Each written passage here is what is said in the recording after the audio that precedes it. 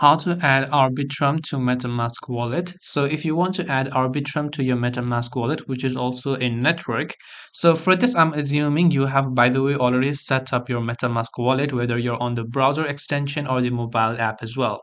So assuming you have already set up your extension and that you are logged into your MetaMask wallet, let's say by default at the top left, you can see I'm currently on the Ethereum mainnet network. But what you want to do is, let's say you want to add Arbitrum. Well, that is also very simple. You just have to select or click on the drop down icon from here.